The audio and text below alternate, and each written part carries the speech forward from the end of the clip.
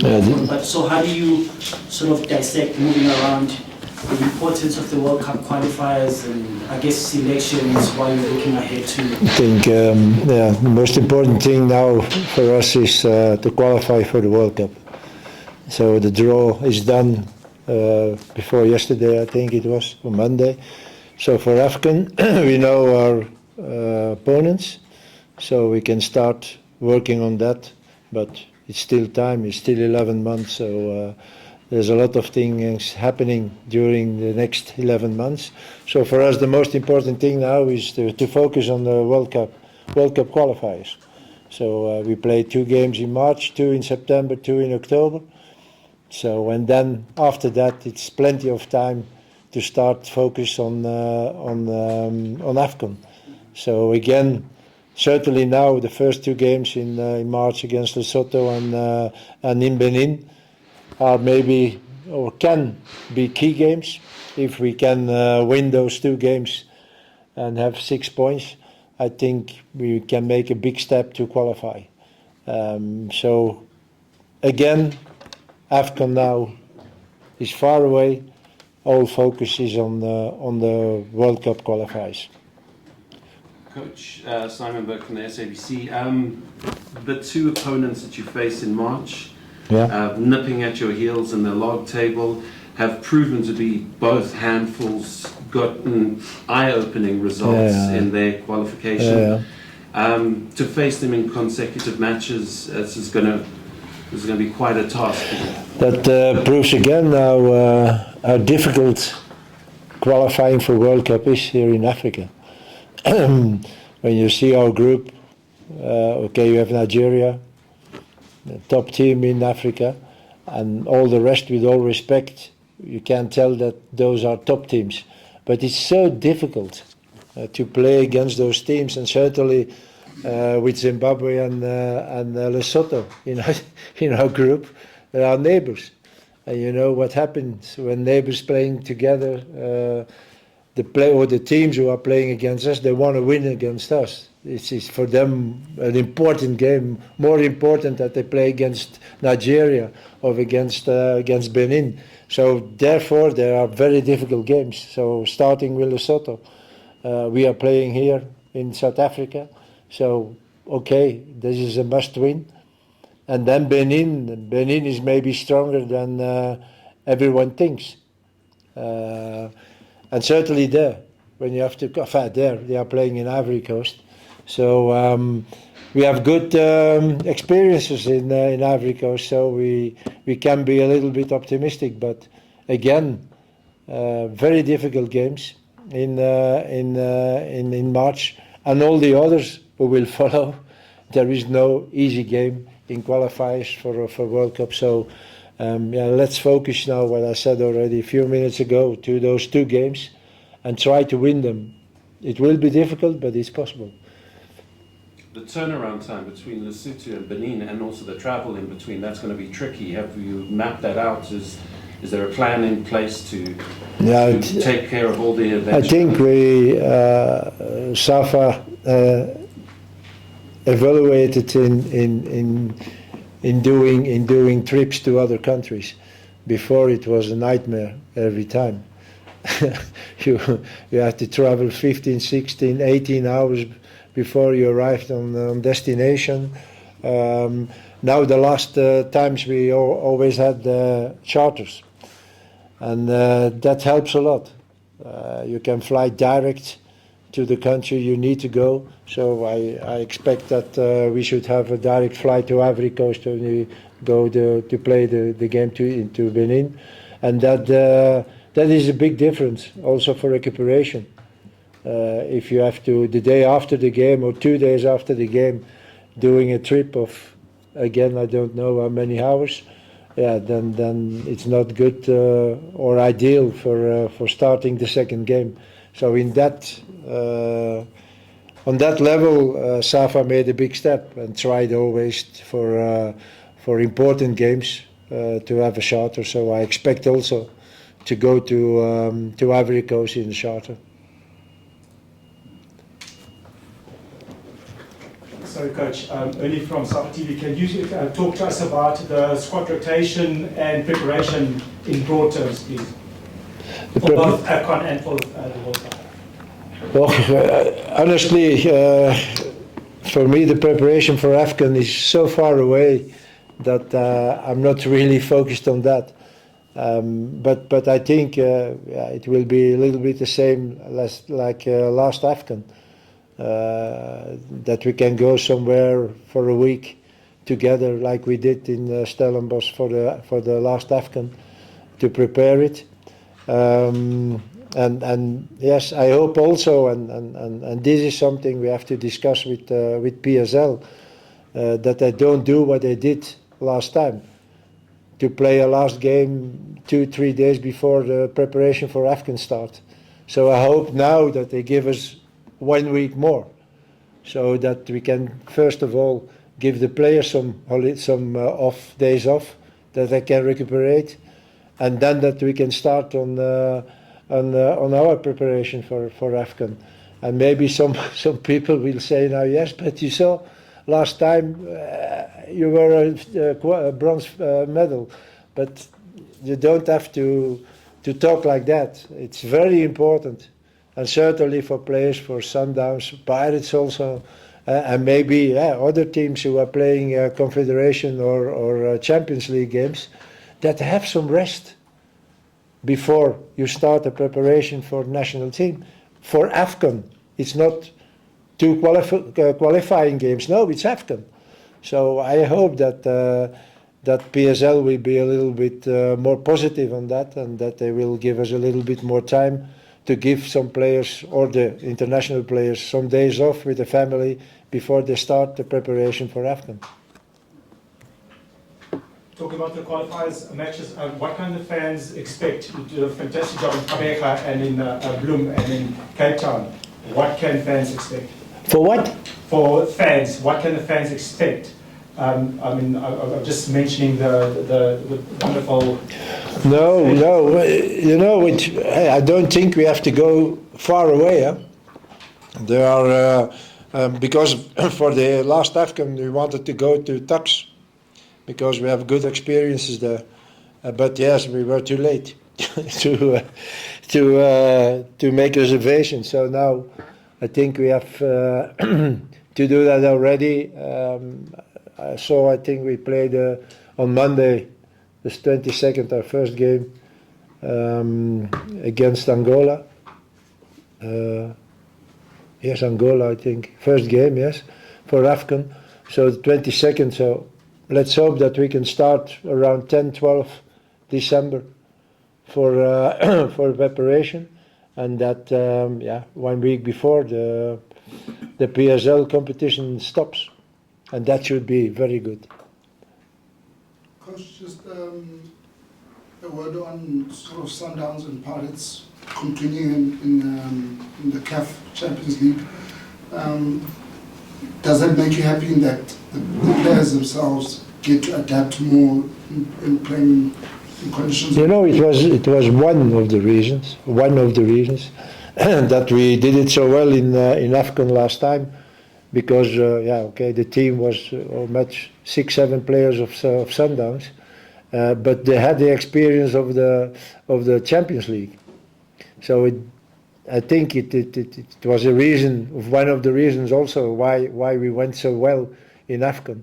So now with Pirates who do it very well, and there are also 5 or 6 players of Pirates in the selection. So that is, for me, I was very happy to see that all the South African teams qualify for the next round. This is international experience, and this is something what players who are coming from smaller teams and also from bigger teams don't have when they come to Bafana Bafana. And therefore, again, I talked already before, it should be very important that the clubs would be a little bit, cooperating when there is, for example, COSAFA. It should be very good for players from the little teams, yes, who can play a tournament COSAFA, because you play against other countries. Shan, same thing. We were out of Shan because we didn't have the good players, and with all respect, but you need to have the younger players, the good younger players, and not now anymore, but for example 1 year ago, that you have the Mofokengs, and that you have the Nkatos, and that you have the Apolishes, and they have the Mokwanas to play Shan. When they're coming to Bafana Bafana, they have already international experience, and you see that certainly in African countries who are many local players, you see that those players who are then in the first team of the country, they played already Shan, or they play already COSAFA. And that we take Mokwana, take Apolis. They didn't have any minute of international football.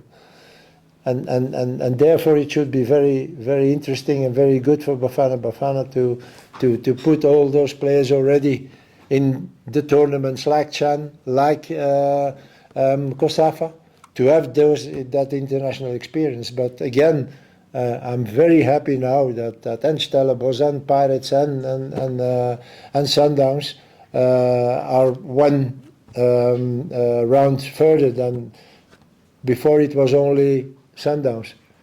Now I was happy to see that Pirates did it very well, and also Stellenbosch. So yes, this is very good for Bafana Bafana too. Happy Garak Persita has obviously moved on to play in Qatar, because one of the things that you've spoken about is him getting game time. Are you happy that he's probably getting game time, but is there concern that he's probably playing in what is regarded as a lesser league to You're talking about Percy? Yes. Yeah, okay. I was already happy that he left Al Ali, because he also the last times he came in and it's a good thing for him. Now, okay, we will see what happens with him there in Qatar. I don't think it's such a big difference in level between Qatar and between the competition of Egypt. Egypt is better, yes, but okay. The most important thing for him is to play. And he didn't do that the last, maybe let's say a year in the Al Ali. He was on the bench, he was injured, the coach didn't put him in the team. So, yeah, I'm happy with that also, that he changed team, and let's hope that he plays more now.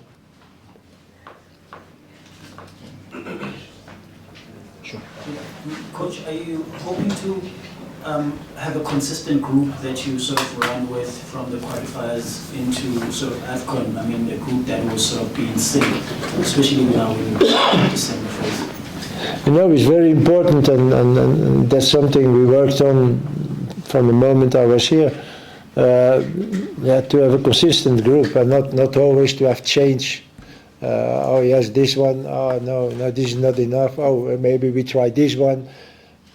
I think now also for you, media, it's very, very easy. You already know 80% of the selection before I mention my name, and then, for me, I like that, because you can work always with the same players. They know what you want. They know how the Bafana Bafana is playing. So we don't have so much more anymore than 2-3 years ago. And the younger ones who are coming in, immediately they adapt. Because, 80% of the group knows how, and everything is following. And that is easy working. It was so much more difficult in the first year, because we were looking after, first of all, a good team, the players with the good level. We had some very bad results, but okay. This is also, how you call that, a project. You can't start and immediately have the best results. So now we are there. We have a good team. We're still looking certainly for younger players. So I think after AFCON I told you that yeah, we have to look for younger players because there were some players who were 30 and more, and now already also they are 28, 29. So you have to look for the future already. Okay, World Cup, it's not a problem. But after that, you will have again players of 32, 33 years old. So we go on looking for younger players, and yeah, for me, I'm very happy that, for example, Polis and Mofokeng are doing so well in the national team. Now, little by little, I think it's Mofokeng who have to come. And talking about Mofokeng, I just hope that he makes the right decisions, and that he's not going to a team where he will not play. Do you feel like domestically, though, in South Africa, the conveyor belt in sort of breeding these young players that can be available for you is moving fast enough? Who? In the domestic football frame in South Africa, do you feel like the conveyor belt in sort of... Yeah, but and what changed a lot, and excuse me that I tell you that it's maybe because of me, but what changed a lot is that younger players are given playtime, also in big teams here in South Africa. And when I came here 3 years and a half ago, and I saw the team of Sundowns and I saw the team of Pirates, there were players of 28, 29, 30, 31. And when you talked about the young players, you said, yes, that's a young player. How old is he? 26. This is not a young player. Now we're talking about players of 20, 21, 22, 23. Those are young players. And those one you have to give chances to play. And that happens now in all the teams. Huh? Look, Polokwane, Polish, but you are also, what's the name, Mutadi, the right back? Yeah, he's also 22 or something. Yeah, this is the future. But okay, they need to have quality. That is when they don't have quality, you can't take them. And you don't have to bring them immediately. So okay, they are there, they don't play, the second time they play. And this is something what we are doing now with Mofokeng also in the national team. Little by little, and the qualities he has.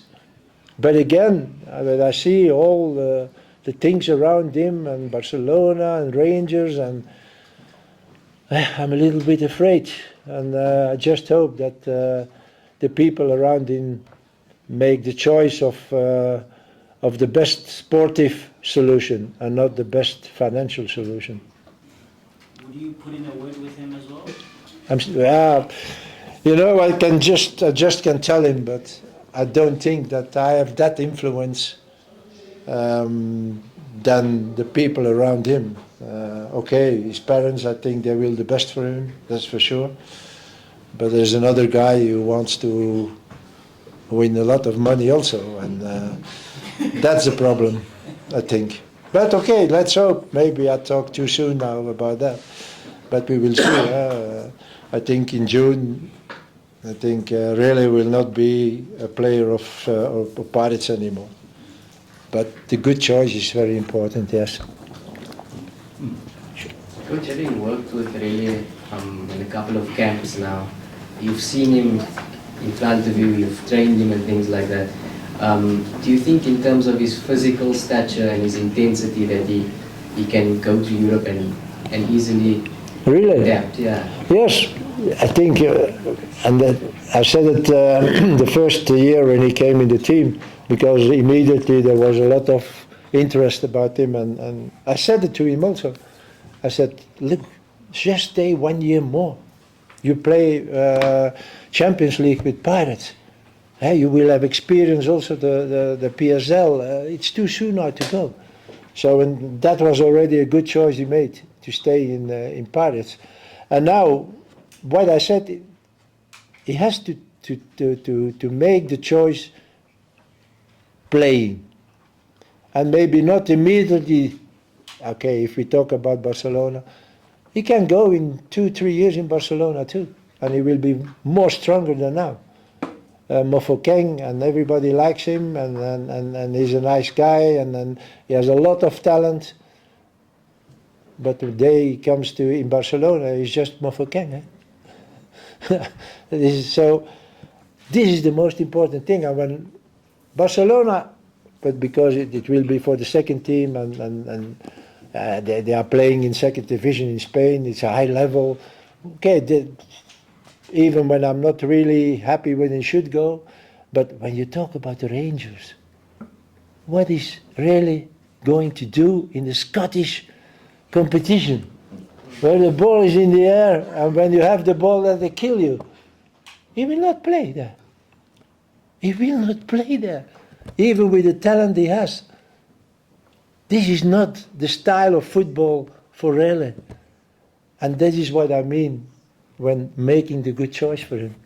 So what would be the best sporting decision then? The what? What would be the best sporting decision then? The best is, you know, he can go to Belgium. He can go to Holland. He can go to France. He can go to Portugal. Not immediately in a big team, but you don't have to go to Italy, for example. You don't have to go to Germany. Germany, this is not. Maybe in 2-3 years, but now I think now he's not ready to go in such a competition. Even when he got the talent, but that is not enough. Mentally, power. That is important now, and he will have power when he play more and in a higher competition, but not immediately. Take a second step before you take the first step, and this is important for him. You saw Mailula. I think I said from the first minute, what is he going to do in Toronto? Because I saw immediately there were 2 ex-international Italian strikers and the striker of the national team of America. What is Mailula going to do there? Now he's in Wydad, he plays because Roland is there. Okay. And maybe he can do the step now later again to Europe. But yeah. Maybe coach, what you've been seeing from Mailula, because he's been scoring regularly, also contributing with assists. So you've been monitoring the play of Mailula in Morocco. You know, we follow him, and again, it's very important that the last games he always played 90 minutes. So that means that they are happy with him there. So yeah, it's up to us now again to follow him closer and see. And if Mailula, I see that Mailula is again Mailula, what I know from him when he left Sundowns. Okay. Up to the other ones who are there to prove that they are better than him, or that he is better than, have to prove to him that he is better than the other ones. And that makes that your quality will, because everyone will be, the better, the more good players you have, the better it is for the team. Because everyone knows when I'm not playing well, there are 3 or 4 others are waiting. So and we have it a little bit now also here in South Africa. When you compare it with 3 years ago, okay, there was not that situation. But now, when you see the players I have to drop, when I select 23 players, and sometimes Salman and me are on our table, I said, yeah, this one or this one. What do you think? Yeah, this one. Yeah, okay, but this one we can take also. So we have to. And after that, when we have the selection, we said, it's a pity that this one and this one we can't take, because we need only 23 players. But I'm happy with that. Even the decision is sometimes very difficult, but I'm happy because I know that the level is going up by having those opportunities. Coach, do you ever speak to your contacts in Belgium about players like Mofokeng? About players like Mofokeng, the young players emerging, in the context of the clubs? Do you ever speak to people that are recommending players? I don't know if Campbell had any influence there. Yeah, but I know from because I met when I was on holiday last month in Belgium. I met the responsible of the youth in Brugge, and this is the son of Michel Prudhomme, the son. And I saw him. He came to me, and he said to me, "Coach, we are very happy with Campbell. Thank you," because they phoned me before. What do you think? I said, "Look, he's a man with talent, but don't take him for the first team because he's too soon." So he plays in the second team, but the second team of Bruges plays in the second division in Belgium. Yeah, and they are very happy with him. But again, maybe at the end of the season, because now Bruges is playing on a high level, and this is a little bit too high already for him now. But they are very happy with him. So that, and I'm happy also that this guy is doing what they expect from him. So you do speak sometimes about players like Mofokeng, for example. You would recommend him to. Yeah, but I think Mofokeng is a little bit further than Campbell was. Yeah, and you speak to people there. And yeah. Sorry. I think when that Campbell, it can happen that they will loan Campbell to another first division team next year. I think they will do that. Like Westerlo, where Foster was, or Mechelen, or so a team just subbed up, or and they did it with a few players, like the left back now from Bruges was one of the youth. He played 2 years in the team of Foster, Westerlo. Now he's playing all the games and good left back. So. And that's the way you have to work, and not thinking, "Oh, what talent," and talking about I don't know what. Look what the guy with level he is, and when he has the talent, he will go up. Okay, maybe 1 or 2 years later, but it's better than saying 1 or 2 years later, yeah, okay, where is he? He don't play, and then, yeah. So, We're a little bit unlucky against Nigeria. If Mudar scored the goal, we are in the final. But that's a tournament, and you don't have those things in hand. It happens, and you have to say, okay, it's our side, thank you. I don't think that Ronwen will take in another game 5 penalties again. Okay, this is skill, this is his talent, but you have to be honest and say, okay, the luck was on our side. And that is a tournament. You can win an AFCON and saying we dominated everybody here. No. But again, passing the group stages. If we don't, then it's very bad. Does it concern? Do you have any concern about? There's a bit of instability at your employer, the association, SAFA, especially surrounding the president. Does that worry you at all? I know you've worked in Cameroon, so there's a bit of instability at SAFA. Yeah. Does it worry you at all? Yeah, you know. Okay, Africa is Africa. I know that, but the situation here is so different. I don't know if I told you already the story that when we won with Cameroon the final, we were in the plane go back to Cameroon the day after, and I was sitting in the plane with my Cameroon assistant next to me, and suddenly he put on my knee. He said, "Coach, now you have to leave." I looked at him. I said, "What are you saying, Alex?"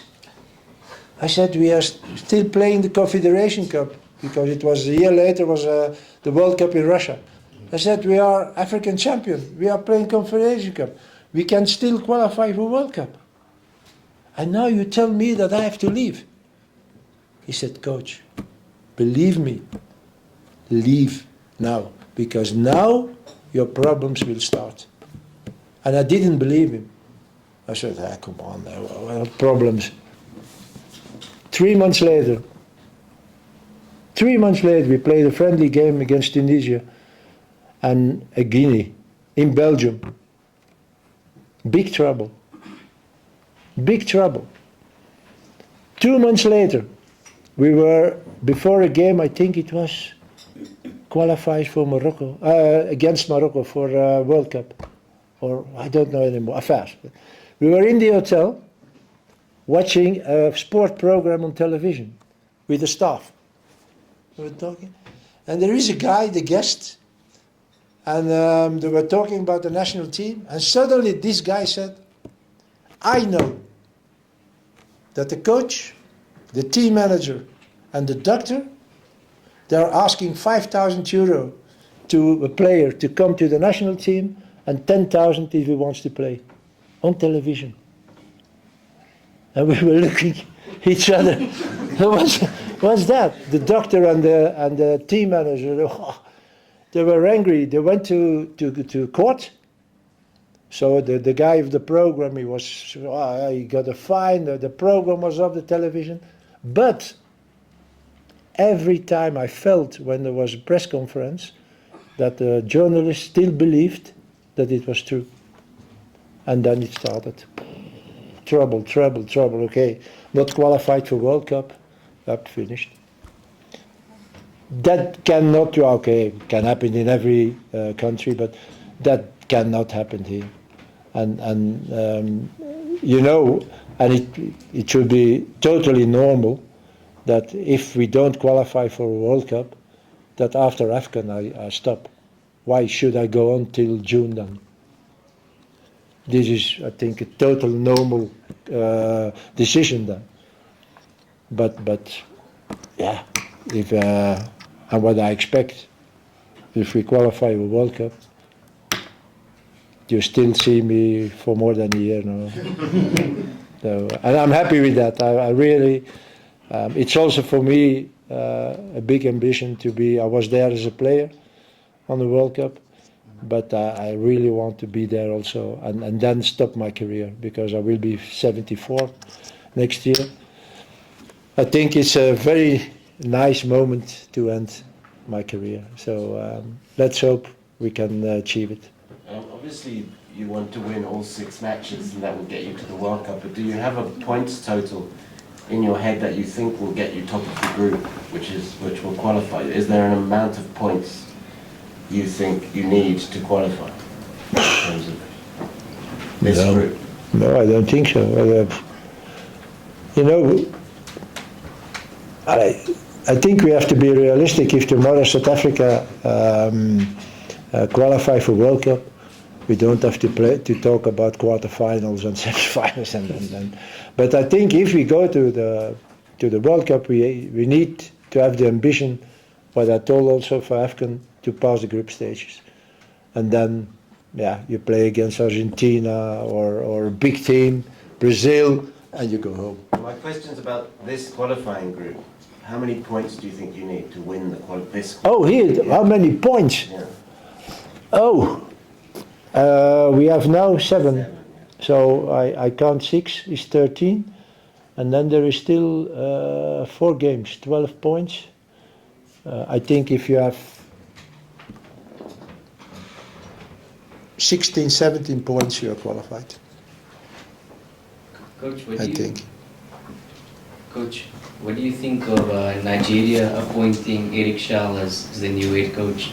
Yeah, the Mali coach. Yeah, you faced in AFCON. Very different style of football that he brought to Mali, and obviously now Super Eagles is struggling in the same group as us. You know, first of all, I don't know what happens in Nigeria. For me, it's a surprise that they are still already 4 points behind us. They play only draws, I think, and lost also. So this is not Nigeria. The quality is too much there to be where they are now. So they will come back.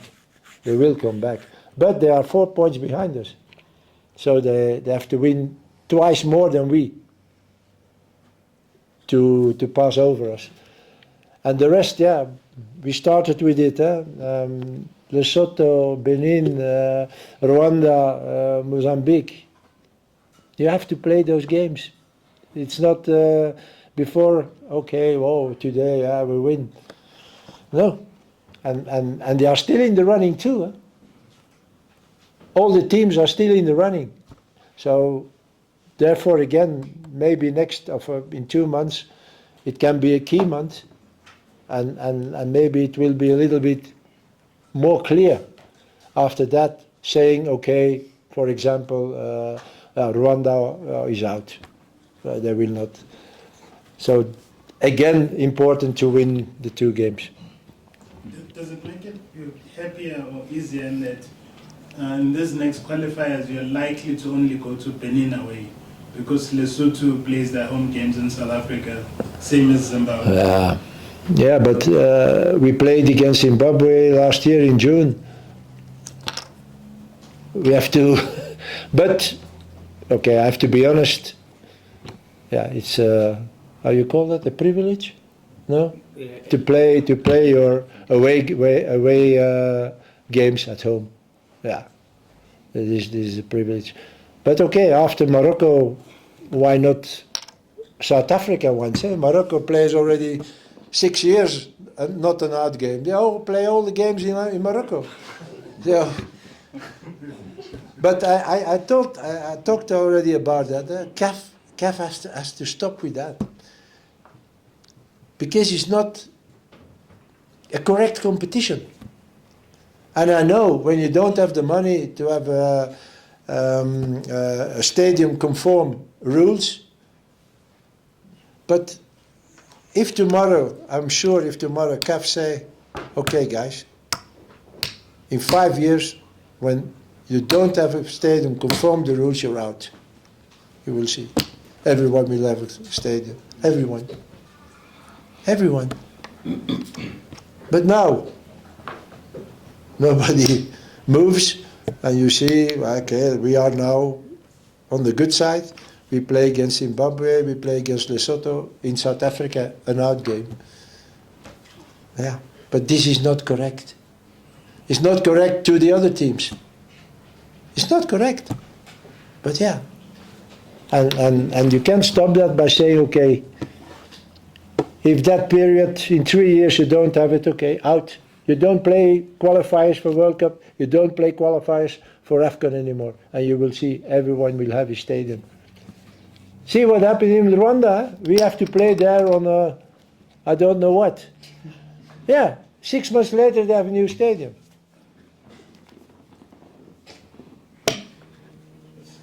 So it's possible. Oh, you don't have a new stadium? Okay, sorry. Or stadium conform. Yeah. Those are the rules. Finished. Finished. You can't say I want to play with 12. Eh? No. You only have to play with 11 players. Oh yes, but we are not strong enough. It's stupid what I'm saying now, but it's the same thing. Those are the rules, guys. Try to have a stadium. Finished. And you don't have to need a stadium of 60,000 people. Huh? We were in Uganda. There's a nice stadium there. How much was it? 30,000? Yeah, something like that. A nice stadium, good pitch. Fantastic. One last question, gentlemen, from Coach, Escape, and then we'll send you papers. On a personal level about you, Coach, I mean, when you came here, I wouldn't say that South Africans understood you, and I don't think you also understood South Africans in how they do things, how they expect things to be, messages to be delivered. Today, after the amount of time that you've been here, how would you describe your relationship with the country, the fans, the players? Do you feel now you understand us better? I have to correct you. I understood the South Africans, but the South Africans didn't understand me. That was the problem. Yeah, and I know. They criticized me because I didn't know the African culture, and I disrespected the nation and all those things. I just did my job, and I'm not changing. When you compare it with 3 years ago, I'm the same Hugo Broos as 3 years ago. I work on the same way as 3 years ago. But it had to change here in South Africa. And I said it already, after the first year I wanted to quit. Because it wasn't fair what you did to me. It was not fair. Because I worked a lot and I knew what I wanted. but you can't. You need time. So again, to answer the other part of the question, I'm very happy here in South Africa. And honestly, it's a little bit a pity that I'm already that old, because I should have to be very, very happy if tomorrow the president of SAFA came to me and he said, Coach, 2 years more. Yes, but I'm too old for that. I'm very, very, very happy, really. Yeah. Coach, All right, thanks, guys. Just on that part. Okay. What did it mean to you, Coach, in Bloemfontein, Qatar, and Cape Town, the crowds that were there and your connection with them? What did that mean to you personally? With the fans? Yeah, with the fans. You know, I said a few times on television, please come to the stadium, please come to the stadium, but yeah, nobody came. And then suddenly in Bloemfontein, we played for the full house. And everybody was so happy with our performance. And then we went to Port Elizabeth, and then we went to Cape Town. You know, the players, when they knew that in those stadiums it should be sold out, that gives them a boost of energy. This is totally normal. Okay, the first year I was here was COVID. It was not possible. But we played here in this immense stadium here for 2,000 people against, I don't know, 2,000 stadium here.